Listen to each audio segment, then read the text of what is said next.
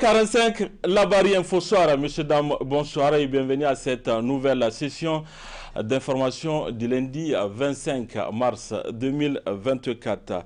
Cela dit, signature de convention cet après-midi entre le ministère du pétrole et la société nigérienne des produits pétroliers Sonidep. Il s'est agi à travers cette signature d'officialiser le contrat de partage de production voulu par le chef d'État, président du CNSP, Abdraman Chani. Le point avec Ibrahim Boubacar et Sadou Doumi. Après l'adoption en Conseil des ministres des contrats de partage de production, la société nigérienne de produits pétroliers Sonidep est ainsi requise à faire des explorations pétrolières.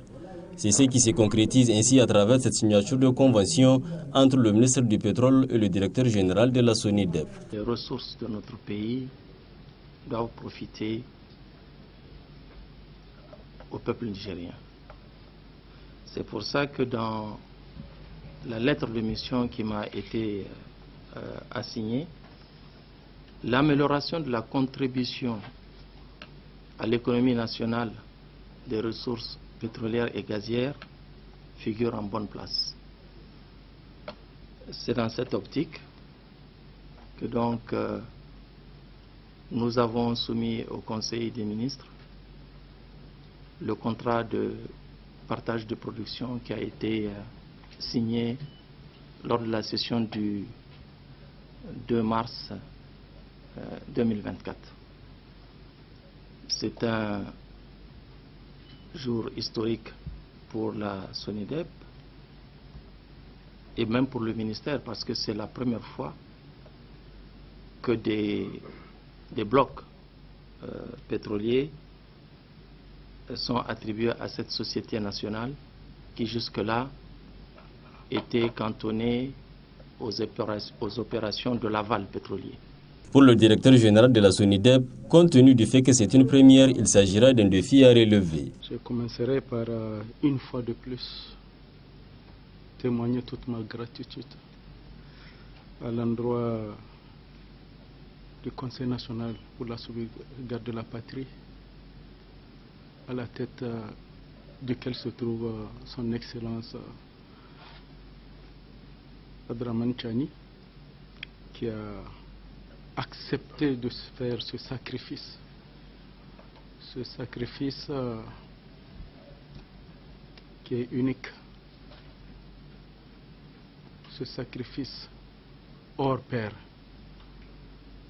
Tout simplement parce que ça met à l'écart toute forme de subjectivisme.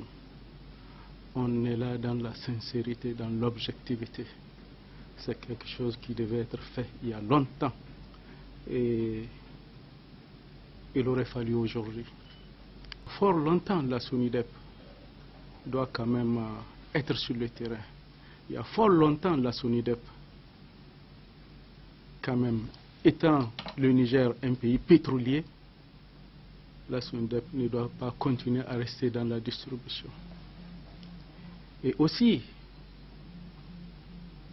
avec les arguments, en tenant compte de 2020, où les statuts de la Sonidep étaient devenus exécutoires, lui permettant de rentrer dans l'amont pétrolier. Cette initiative de redéfinition du statut de la Sonidep vise à aider l'État à mieux avoir une idée sur la production du pétrole et à faire mieux profiter les Nigériens de la manne pétrolière. À retenir enfin que le cadastre pétrolier nigérien comprend 42 blocs, dont 8 blocs sous licence et 34 blocs libres. Nous sommes au 15e jour du mois béni de Ramadan. Quelle est l'importance de ce mois de Ramadan? Élément de réponse avec le prédicateur Henri Yacouba. Allah subhanahu wa ta'ala a fait grâce à la communauté de Muhammad sallallahu alayhi wa sallam en dégageant un mois durant lequel les bonnes œuvres sont à même d'être acceptées par Allah très facilement. Il n'y a pas un mois dans l'année où les portes du paradis sont ouvertes depuis le début jusqu'à la fin.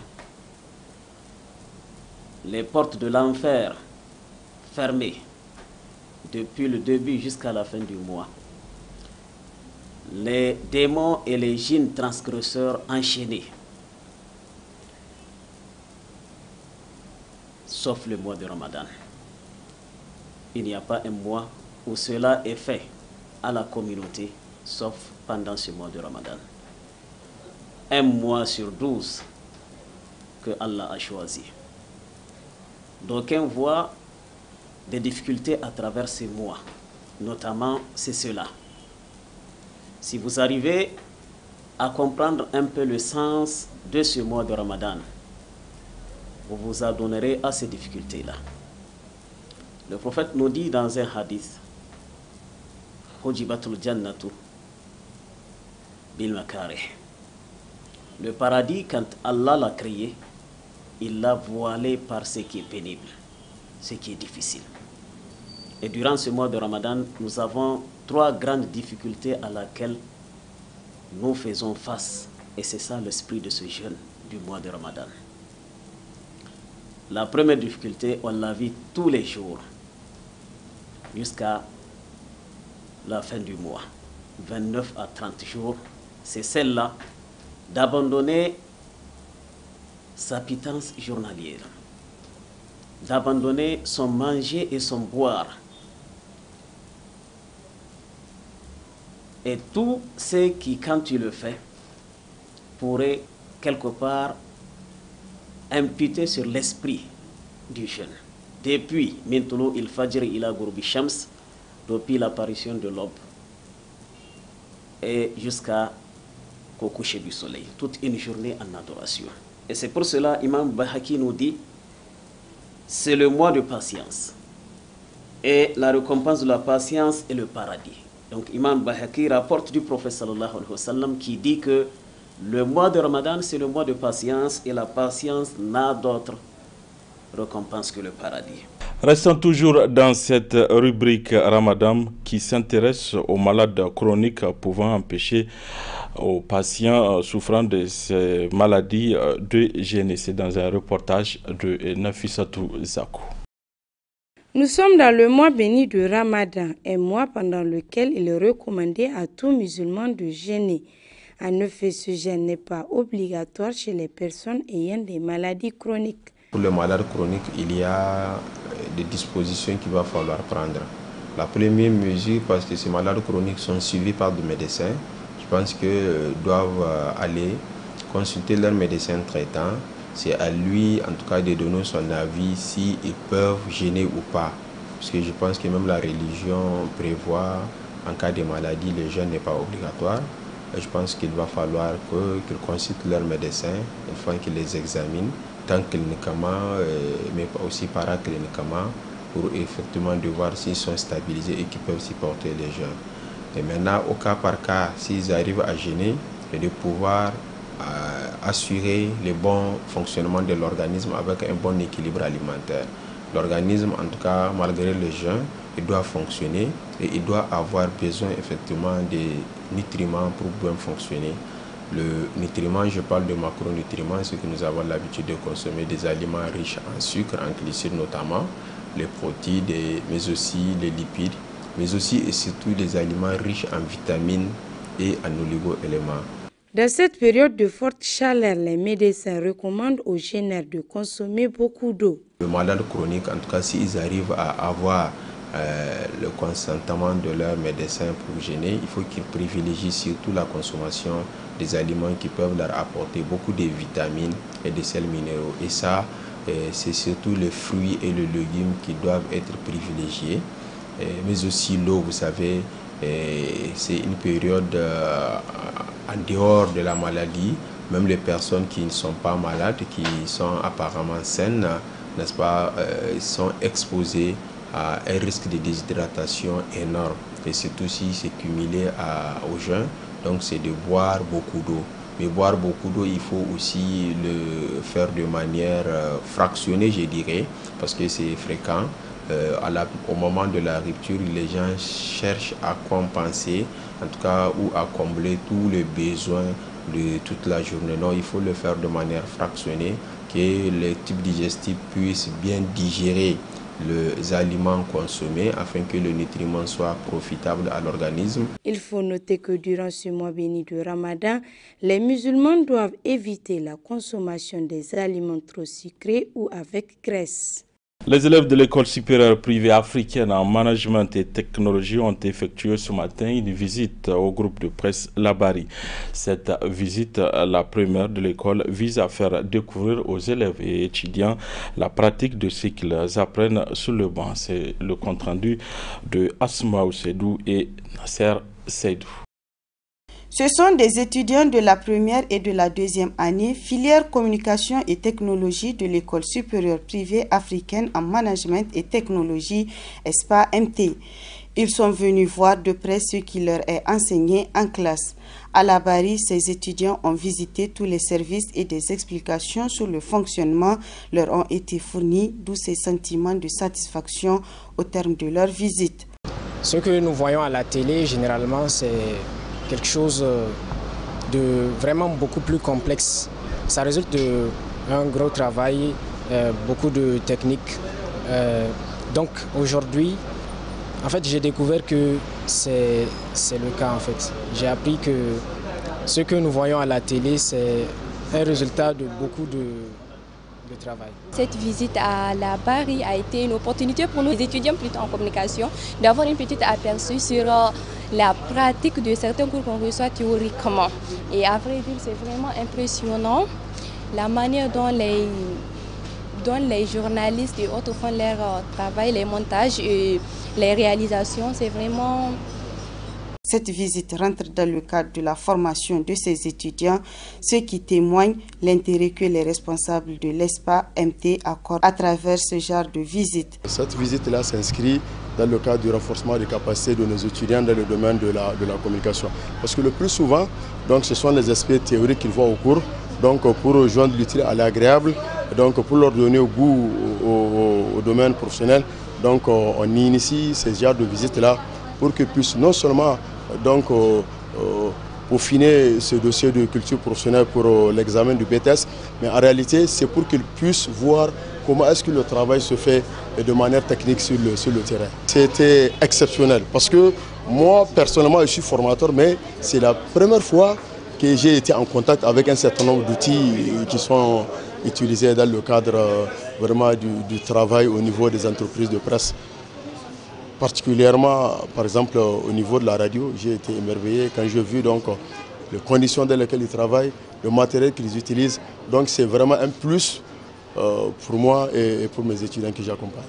À la fin de cette visite guidée, les étudiants et leurs encadreurs sont repartis très édifiés et réconfortés.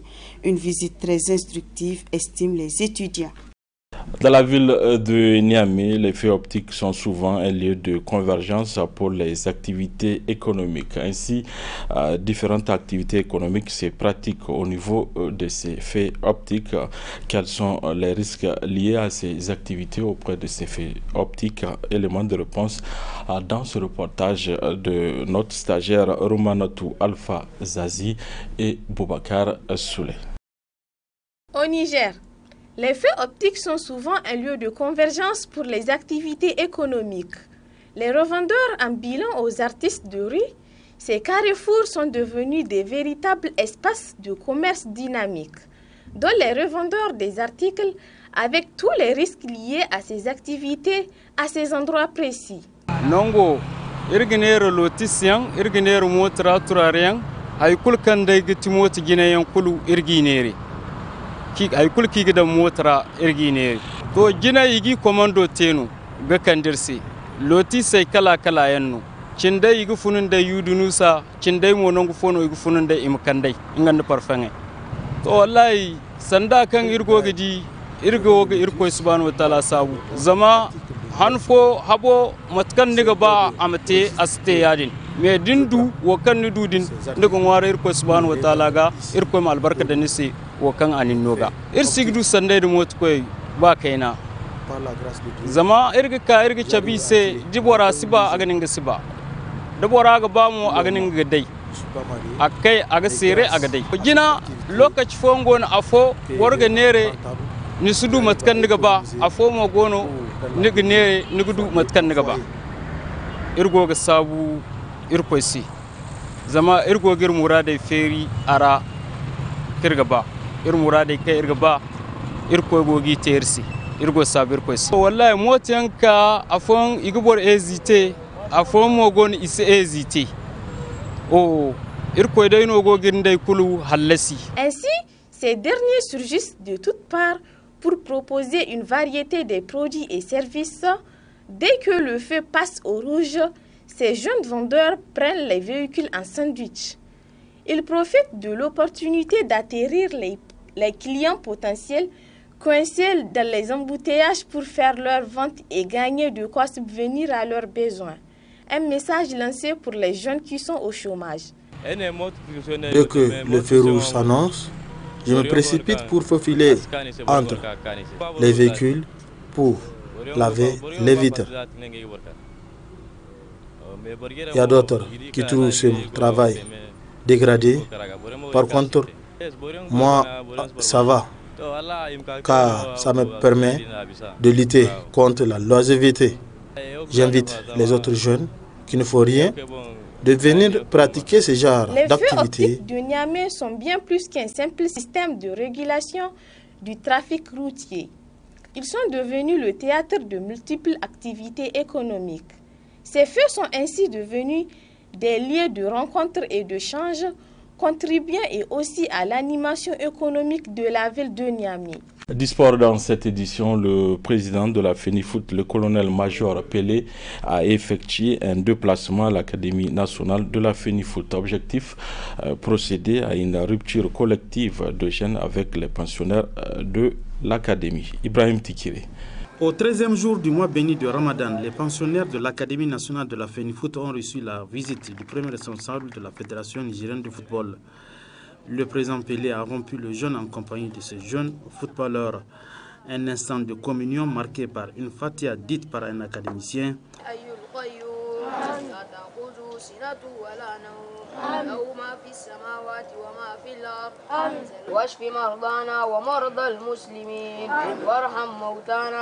Une prière collective et une collation.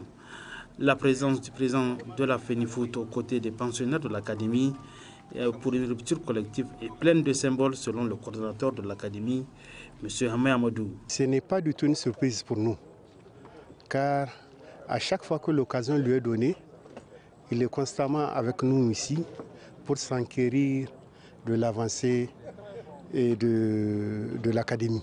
La présence du père et avec ses enfants et pour une rupture collective, au-delà de l'aspect religieux, c'est vraiment, ça constitue la famille. Aujourd'hui, ces enfants, ils retrouvent un manque, entre guillemets, parce que vous n'êtes pas sans savoir qu'ils viennent de loin. Certains viennent de loin, ça fait un moment qu'ils sont coupés de leur famille.